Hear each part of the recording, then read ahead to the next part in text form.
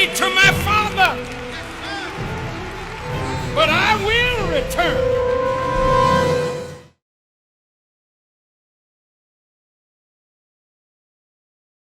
We will begin with these verses from the Holy Quran.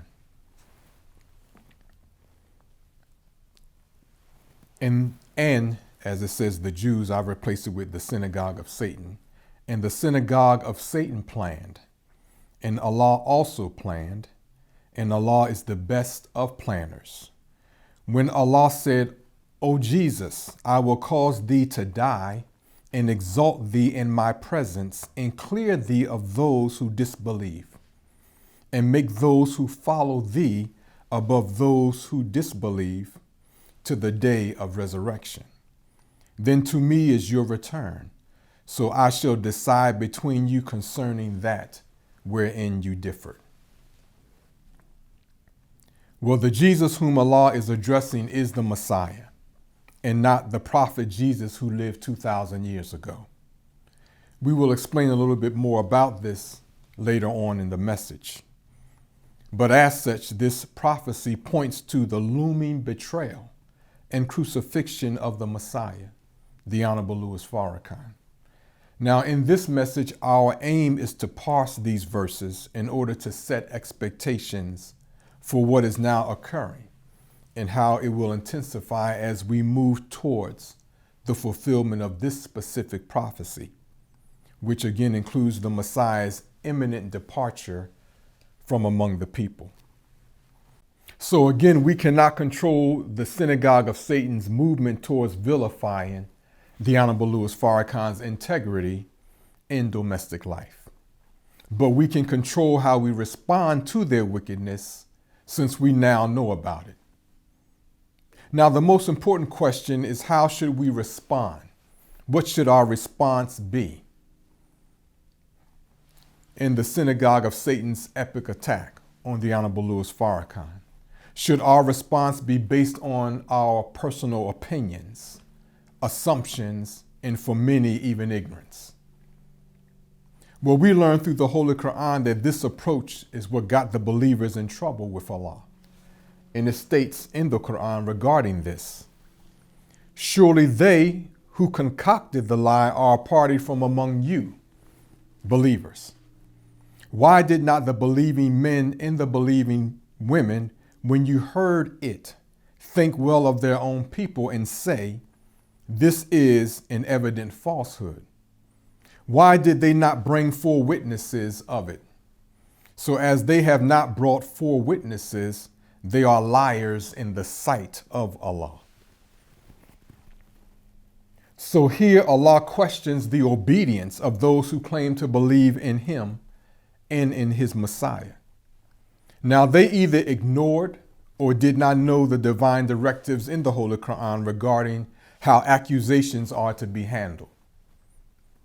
Now this may seem hard to believe, but there are some of those who claim to be Muslims that absolutely do not read the Holy Quran. And the same is true for those who consider themselves or claim to be Muslims, Jews or Christians. They don't read the Bible, some of those. So these persons are prone to rely on their own opinions when commenting on matters of dire importance. Now in the Holy Quran, Allah states, He it is who has sent to thee the book. In it are verses basic or fundamental, meaning of established meaning. They are the foundation of the book. So the Holy Quran and the Bible contain guidance, rules, laws, and divine directives that ensure proper human relations and relationships. Obedience to these divine ordinances produce peace and civility in our homes, societies, and nations. So if you claim to believe in any of these books, what is the condition of our homes and neighborhoods and nations? Could it just be that there's gross disobedience to the divine mandates in both of these books? Well, Allah has established rules for how we, meaning every human being on the planet, is to handle allegations made against others, whether the person who is the target of these allegations is present or not, meaning including those who have already died. So you don't get away with allegations aimed at someone who's passed on. They still have to be handled properly. Well, on this point, we must keep in mind that the synagogue of Satan, according to the prophecies, spews its flood of slander on the heels of the Messiah's departure to the Father. This means that the lion's share of this epic attack occurs when the Messiah, the Honorable Louis Farrakhan, is no longer seen or present. This prophecy is described in the book of Revelation, and for the sake of preparation, being prepared for this attack, let us revisit this prophecy. Now, in this prophecy, the woman here is symbolic to the Messiah, and it states from the Bible, "And when the dragon saw that he was cast unto the earth, he persecuted the woman which brought forth the man child. And to the woman were given 2 wings of a great eagle, that she might fly into the wilderness, into her place, where she is nourished for a time, and times and half a time from the face of the serpent. And the serpent cast out his mouth water as a flood after the woman, that he might cause her to be carried away of the flood."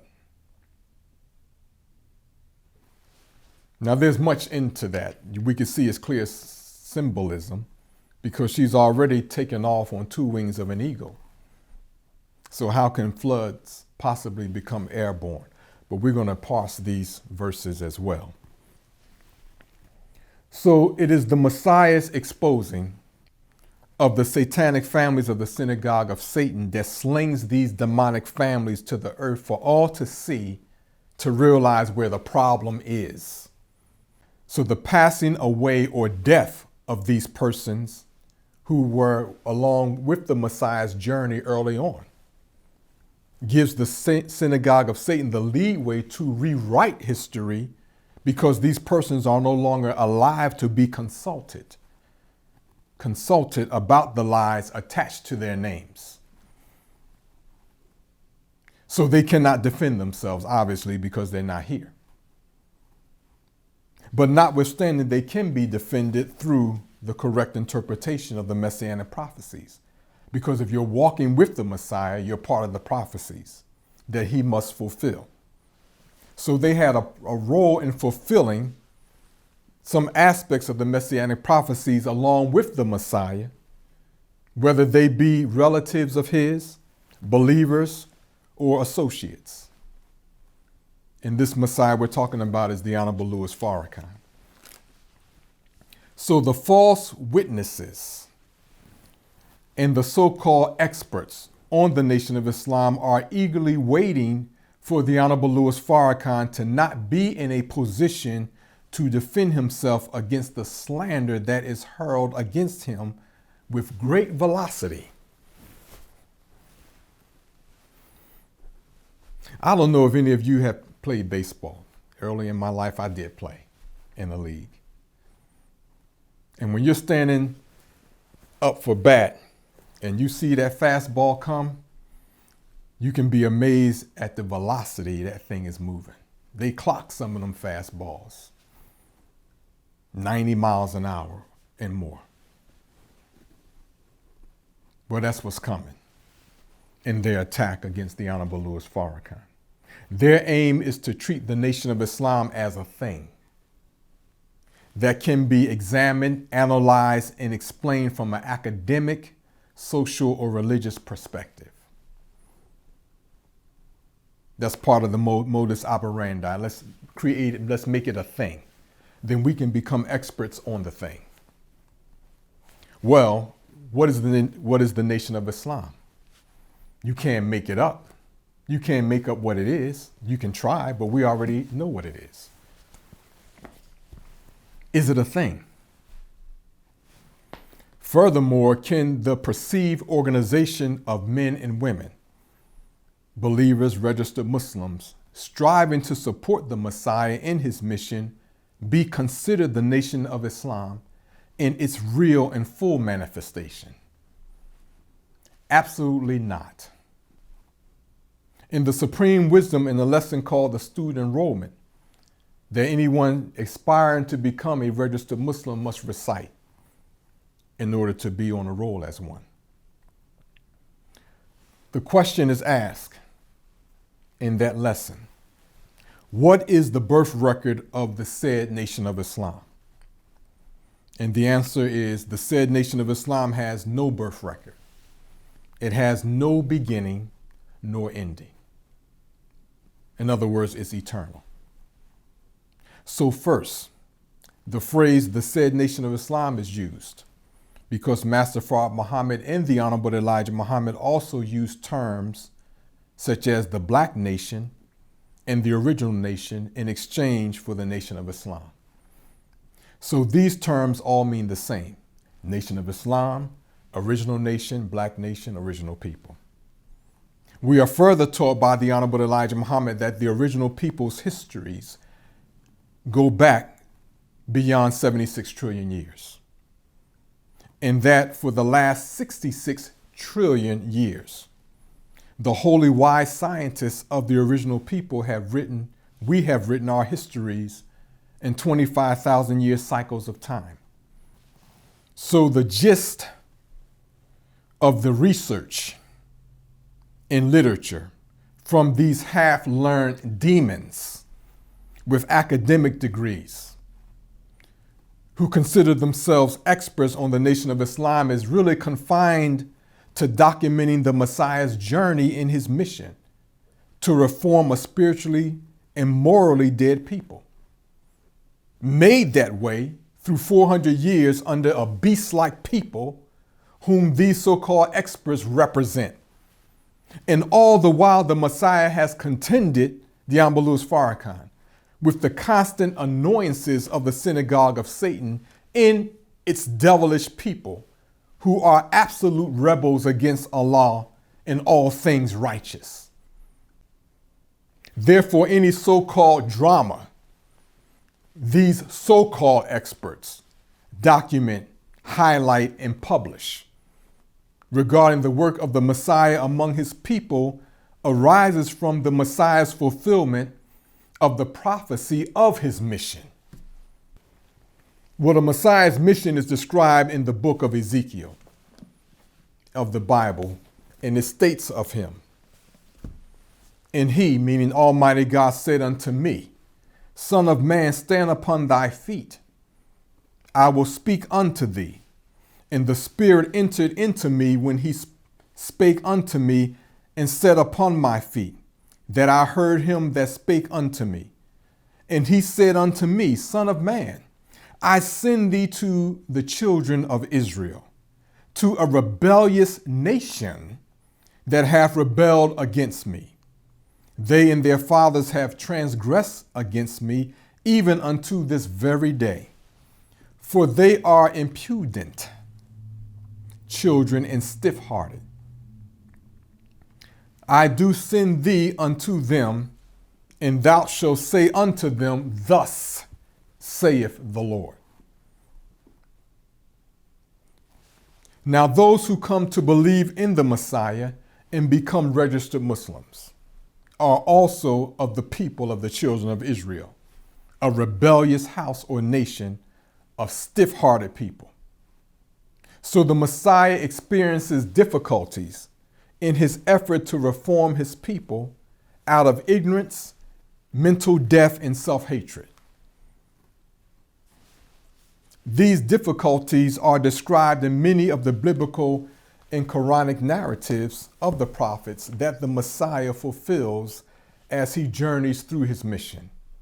So if you want to find drama that you want to document of the Honorable Louis Farrakhan's journey among us, you can consult these books.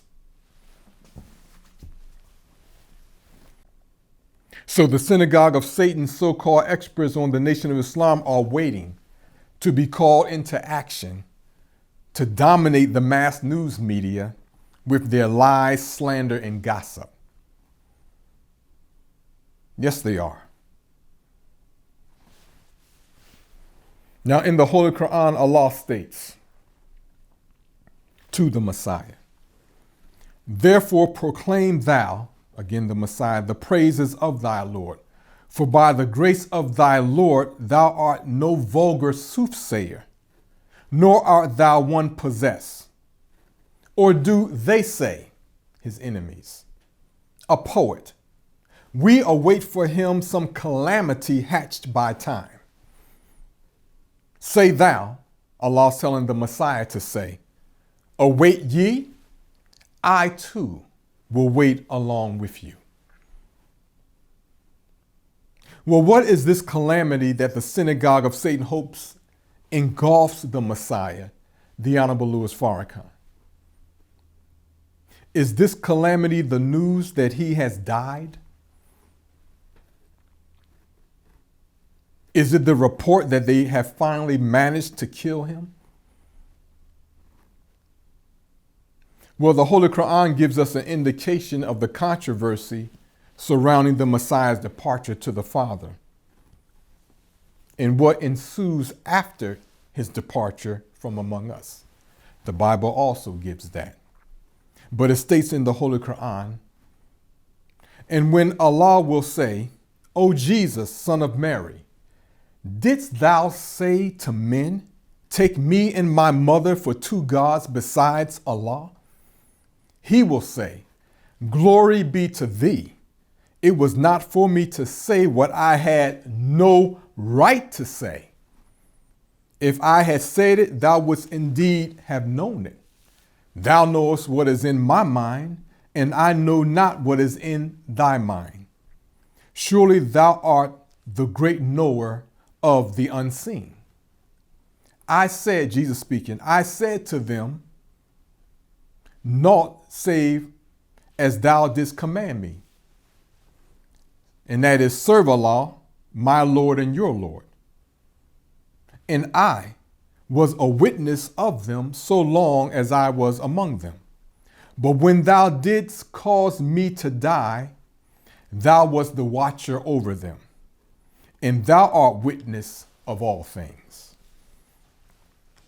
Now in verse 16, this is a prophecy.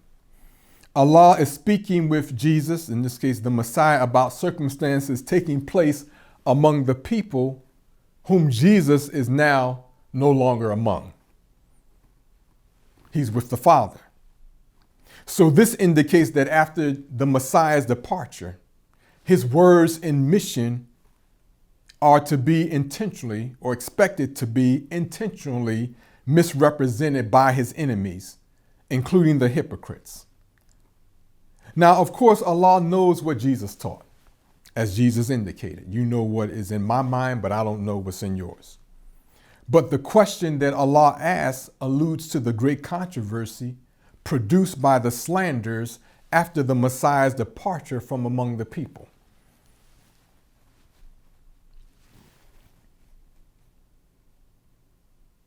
Now, in verse 17, Jesus reaffirms that this gross misrepresentation of his teachings and mission did not occur while he was among the people, but after Allah took him from among them.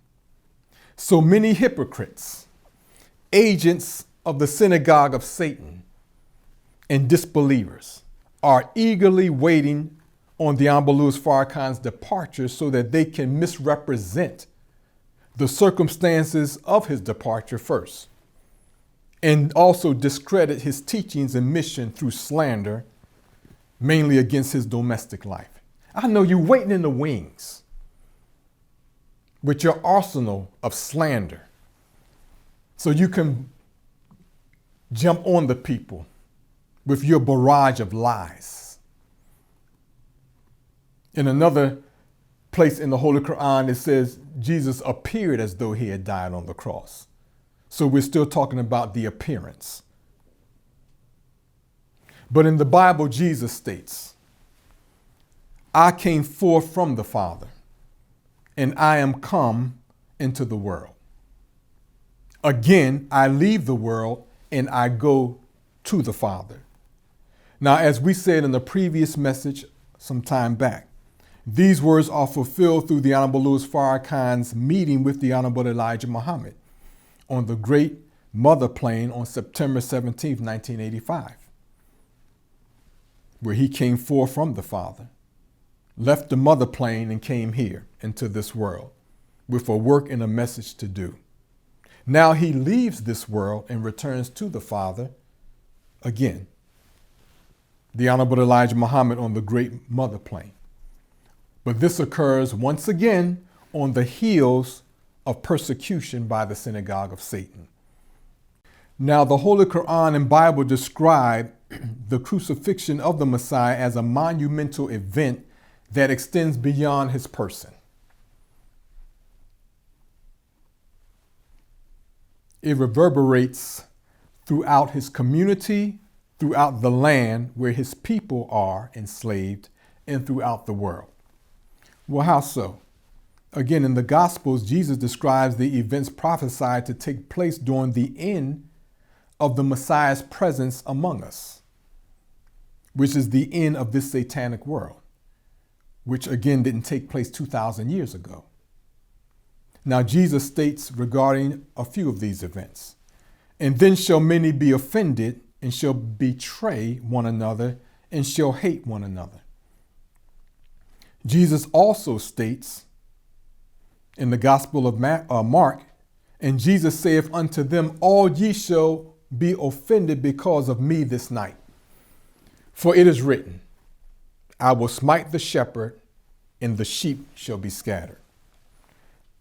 Jesus makes this statement to the disciples after they complete what is known as the Last Supper, where he speaks about being betrayed by one of his disciples. Now, what does offend mean? Here, offend is a perception of the one who claims to have been offended. You've offended me. This person feels that they have been grievously wrong, even if the one accused of offending that person is unaware of it. Now, this happens all the time. It may have happened to you. You offended me? What? How did I do that? You didn't know that you did it, because we're dealing with one's perception, which may or may not be the truth or true intention of the one charged with doing the offending. So in this verse or prophecy, Jesus is not saying that he will offend the disciples. He's not saying that. He's not saying that. He's saying the disciples will perceive that he has caused them inordinate grief, maybe arising from their persecution. We can't grieve over persecution. By reason of the circumstances involving how he is smitten by his enemies. So the way his enemies smite him, and the results of that, some of his disciples will perceive it as being offended. He offended me.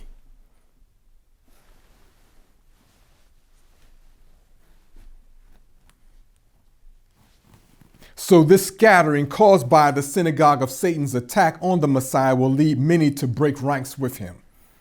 And even though, according to the Gospels, all of the disciples previously claimed that they would never do this, Jesus knew they would. He knew they would leave him. He said it. Because of their lack of knowledge and understanding about his relationship with the Father and what the Father required of him. That's the target of how they smite the Messiah. So again, this is prophecy. It is not history. But what has Allah required the Messiah to do? Let's raise that question. For some of you that think you know, what has Allah required the Messiah to do? that because of our lack of understanding of that, we would be offended and turn away from him. As we say when we were young, answer me that question. Allah required the Messiah to do that which makes him the Messiah. And what is that? It is the Messiah's fulfillment of key aspects of the biblical and Quranic narratives of the prophets. So if you don't know this, you don't know him. And if you ain't listening to me, you don't know this. I'll just tell you straight up on that point.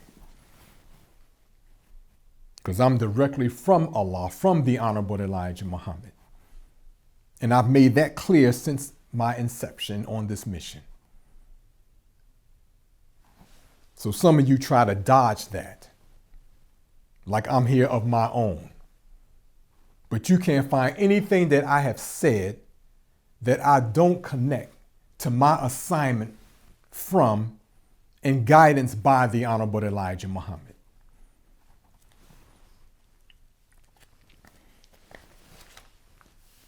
So if you get people who dumb enough to listen to your slander of me, then so be it. Allah makes people. He's making them every day. My task is a clear delivery of the message. He'll decide whom he wants to believe in it or not, meaning Allah. He may not want you to believe in it. We need negative and positive forces to make motion. You might be just a negative force.